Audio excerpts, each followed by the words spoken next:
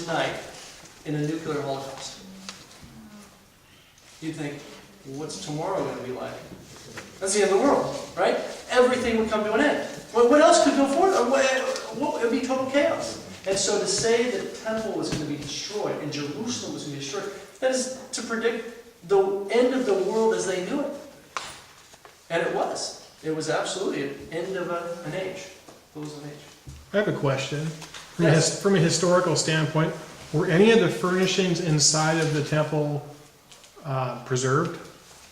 Not as far as we know.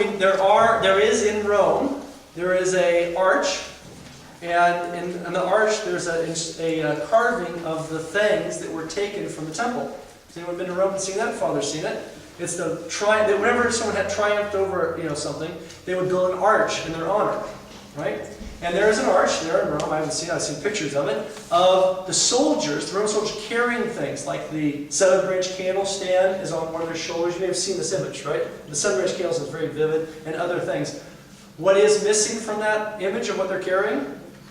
The ark, right? Because the ark was still not there at the time of Jesus. Well, it was, but not that one, right? And we'll talk about that ark next time.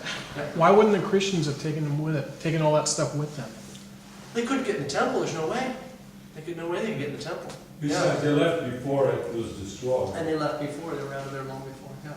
Now, if you think, there was someone who did think along those lines. Jeremiah, in the Old Testament, received a vision, 2 Maccabees chapter 2. He received a vision before the Babylonians came. And Jeremiah, because he was a priest, he could go in there. Jeremiah went into the temple and took the ark.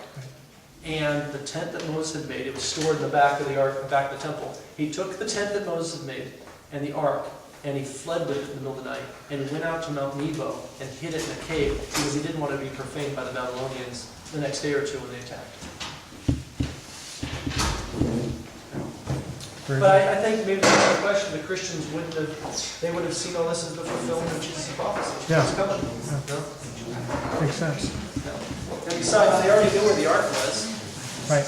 By that time, she was in Jerusalem. Eventually, she was going to move to Ephesus. Okay? All of Jerusalem was destroyed. No, the temple was destroyed, but a lot of Jerusalem was flat. There was not, but the temple, not one stone was not gone of the temple. Right, okay. And then a lot of Jerusalem. A lot of Jerusalem. Yeah. Yeah. It was definitely. Yeah.